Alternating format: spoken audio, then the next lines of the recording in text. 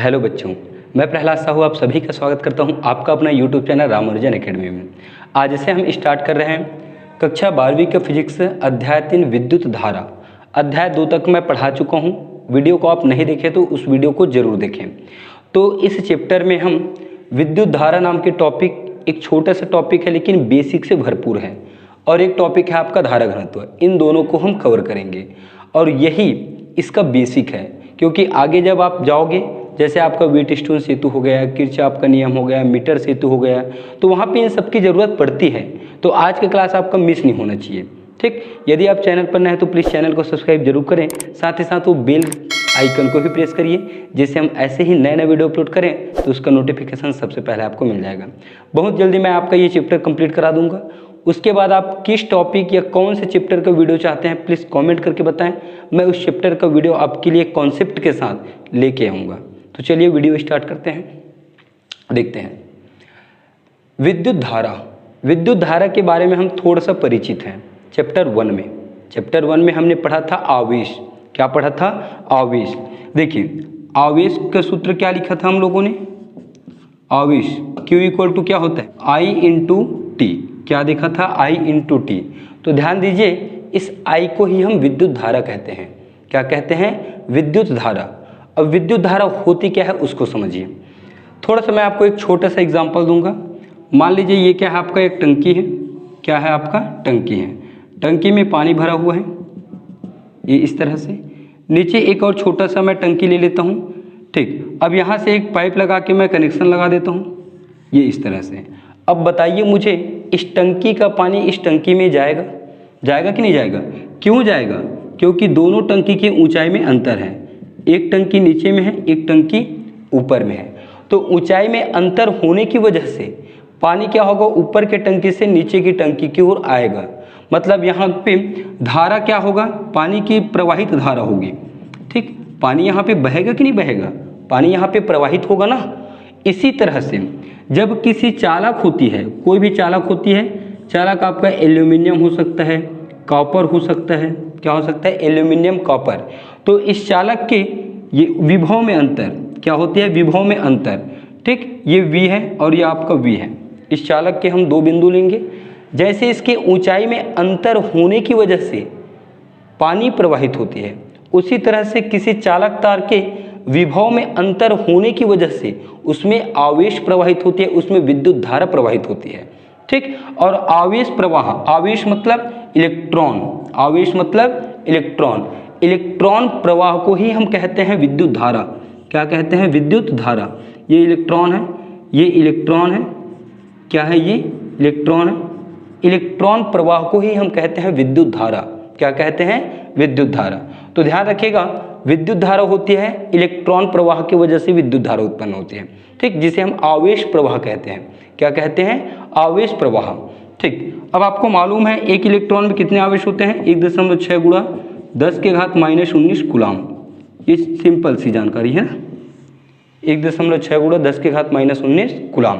तो आवेश प्रवाह की दर को हम विद्युत धारा कहते हैं। आवेश बहेगा ना तब विद्युत धारा उत्पन्न होगा। रुका हुआ आवेश विद्युत धारा नहीं बनाएगा। जैसे रुका हुआ पानी प्रवाहित नहीं होता है, ठीक। ऊंचाई में अंतर होने की वजह से पानी प्रवाहित होती है, तो यहाँ विभव में अंतर होने की वजह से यहाँ पे विद्युत धारा बनेगा, विद्युत धारा उत्पन्न हो जाएगा, ठीक। तो आसान सी परिभाषा है, खैर मैं आपको ज़्यादा अंदर में लेके चला गया। आवेश प्रवाह की दर को हम क्या कहते हैं? विद्युत धारा। एक और यहाँ परिभाषा है, देखिए, किसी चालक के किसी परिच्छेद से प्रति एकांक समय में चालक का परिच्छेद, उसे हम अनुप्रस्थ काट का क्षेत्रफल भी कहते हैं। चालक का परिच्छेद कहलाता है आपका ये वाला हिस्सा, ये जो होती है ना, इसको हम बोलते हैं चालक का परिच्छेद। जैसे देखिए, यह आपका चालक है, तो ये जो हिस्सा दिख रहा है ना आपको, गोला हिस्सा, ये छोटा सा, इसे को हम कहते हैं अनुप्रस्थ काट या परिच्छेद कहते हैं। क्या कहते हैं? परिच्छेद। तो इससे एकांक समय में, जब इससे एकांक समय में क्या होगा? एकांक समय में प्रवाहित होने वाली आवेश, इससे एकांक समय में प्रवाहित होने वाली आवेश को हम कहेंगे विद्युत धारा। क्या कहेंगे? विद्युत धारा। यह सिंपल परिभाषा है। किसी चालक में आवेश प्रवाह की दर को विद्युत धारा कहते हैं। आवेश के प्रवाह की दर को विद्युत धारा कहते हैं। सूत्र के रूप में हम देखें तो विद्युत धारा बराबर होता है आवेश बटे समय। विद्युत धारा को हम दर्शाते हैं I से, आवेश को दर्शाते हैं Q से, समय को दर्शाते हैं T से। तो Q/T, T का मतलब है एकांक समय। ठीक, अब विद्युत धारा के हम SI मात्रक की बात करें तो विद्युत धारा का मात्रक एम्पियर होता है। क्या होता है? एम्पियर। और एम्पियर का संकेत कैपिटल A होता है। एम्पियर को आप जानते हो, वो वैज्ञानिक का नाम है। अब इसको हम 1 एम्पियर को परिभाषित करें, ध्यान से देखिए 1 एम्पियर कैसे होगा। धारा का मात्रक क्या होती है? एम्पियर। तो यहाँ हम लेंगे 1 एम्पियर बराबर आवेश, आवेश का मात्रक क्या होता है? कूलाम। तो ये लूँगा मैं 1 कूलाम डिवाइड बाई समय, समय के लिए सेकंड, सेकंड। ध्यान से देखिए, आपको 1 एम्पियर की परिभाषा तुरंत याद हो जाएगा। ठीक, क्या होगा? अब कोई भी चालक तार है, चालक तार में आवेश बहेगा तो उसमें धारा उत्पन्न होगी। ठीक, तो किसी चालक में 1 कूलाम आवेश, इसके साथ कंपेयर ना, इसके मात्रक को बोलूँगा मैं। किसी चालक में 1 कूलाम आवेश 1 सेकंड में यदि प्रवाहित होता है, या 1 सेकंड में 1 कूलाम आवेश प्रवाहित होती है, तो उस चालक की धारा 1 एम्पियर कहलाती है। क्या कहलाती है? 1 एम्पियर। किसी चालक में 1 सेकंड में 1 कूलाम आवेश प्रवाहित होती है, तो उस चालक में उत्पन्न धारा को हम 1 एम्पियर कहते हैं। क्या कहते हैं? 1 एम्पियर। यहाँ परिभाषा देखिए, किसी चालक के परिच्छेद से, परिच्छेद मतलब समझ गए ना आप, ये परिच्छेद है। ठीक, किसी चालक के परिच्छेद से 1 सेकंड में 1 कूलाम आवेश प्रवाहित होती है, तो चालक में बहने वाली धारा का मान 1 एम्पियर होती है। क्या होती है? 1 एम्पियर। ये हुआ इसका 1 एम्पियर की परिभाषा। प्रकृति की बात करें विद्युत धारा का, तो विद्युत धारा की प्रकृति जो होती है वो अदिश राशि होती है, क्योंकि इसमें दिशा और परिमाण होते हैं, लेकिन ये सदिश योग के बीजगणितीय नियम का पालन नहीं करते हैं। ठीक, इसलिए विद्युत धारा आपका अदिश राशि होती है। चैप्टर 1 में मैं आपको अच्छे से बताया हूँ, आवेश जब पढ़ाया हूँ तो उस वीडियो को आप देख लीजिए। सदिश योग का बीजगणित नियम क्या होता है उसमें आपको समझ आ जाएगा। ठीक, तो ये तो हुआ विद्युत धारा का बेसिक परिचय। अब हम देखते हैं धारा घनत्व। क्या देखेंगे? धारा घनत्व। धारा घनत्व देखिए क्या होता है। किसी चालक के प्रति एकांक अनुप्रस्थ परिच्छेद, ये चालक है, ये अनुप्रस्थ परिच्छेद है। अनुप्रस्थ परिच्छेद क्षेत्रफल से बहने वाली विद्युत धारा, इस परिच्छेद से बहने वाली विद्युत धारा, इस परिच्छेद से बहने वाली विद्युत धारा को परिच्छेद के उस बिंदु पर, ठीक, विद्युत धारा को परिच्छेद के किसी भी एक बिंदु पर को उस बिंदु पर धारा घनत्व कहते हैं। क्या कहते हैं? धारा घनत्व। और धारा घनत्व को हम दर्शाते हैं J से। करंट डेंसिटी, इसे हम दर्शाते हैं J से। इनको जब हम सूत्र के रूप में लिखें तो कैसे बनेगा? देखिए, सूत्र इनका बन जाएगा, सूत्र धारा घनत्व, धारा घनत्व बराबर क्या हो जाएगी? धारा घनत्व अनुप्रस्थ परिच्छेद का क्षेत्रफल, अनुप्रस्थ परिच्छेद का क्षेत्रफल, और विद्युत धारा अर्थात विद्युत धारा, विद्युत धारा और अनुप्रस्थ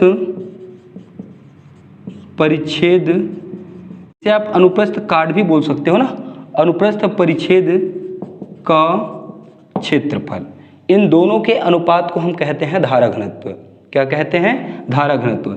इसे हम J से दर्शाते हैं, विद्युत धारा को हम I से दर्शाते हैं और क्षेत्रफल को हम A से दर्शाते हैं। तो J बराबर मिलेगा आपको I/A।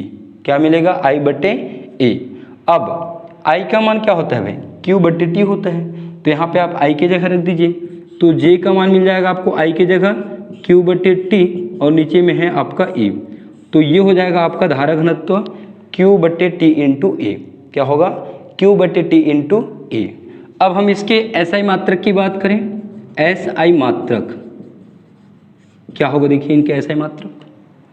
धारा, धारा को होती है एम्पियर, ऊपर विद्युत धारा है ना, तो इनके लिए होती है एम्पियर, और बटे के चिन्ह को हम प्रति बोलते हैं। क्या बोलते हैं? प्रति।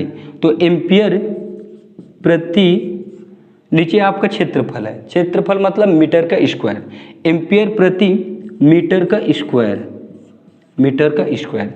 ये हुआ इनका SI मात्रक। इनकी प्रकृति की बात करें हम लोग, प्रकृति, तो प्रकृति यह एक सदिश राशि होती है। क्या होती है? सदिश राशि, क्योंकि इनकी जो दिशा होती है वो धन आवेश की दिशा में होती है। ठीक, और जब हम इसको किसी बैटरी से जोड़ते हैं प्लस चार्ज से, तो इसमें विद्युत क्षेत्र कुछ इस तरह से बनता है, कुछ इस तरह से। तो धन आवेश जो होती है वो इस तरह से चलता है इसमें। तो धन आवेश की दिशा में होती है इसकी दिशा, किसकी? धारा घनत्व की। जो धारा घनत्व होती है ना, वो चालक के अंदर किसी बिंदु पर एक गुण होता है। ठीक, किसी बिंदु का एक गुण होता है, पूरे चालक के लिए नहीं होता है। ये धारा घनत्व जो होती है वो चालक के अंदर किसी बिंदु का एक लाक्षणिक गुण होती है। ठीक, तो यहाँ से धन आवेश आपका इधर जाएगा, क्योंकि इलेक्ट्रॉन इस दिशा में है, तो धन आवेश अर्थात विद्युत क्षेत्र की दिशा इस तरह से होगी, और धन आवेश की दिशा में ही धारा घनत्व की दिशा होती है, इसलिए यह एक सदिश राशि है। ठीक, तो इस तरह से आज हमने विद्युत धारा और धारा घनत्व को समझा। वीडियो आपको अच्छा लगा है तो एक लाइक जरूर करें, अपने फ्रेंड लोगों को शेयर भी कर दीजिए। मिलते हैं नेक्स्ट क्लास में, तब तक के लिए जय हिंद, वंदे मातरम।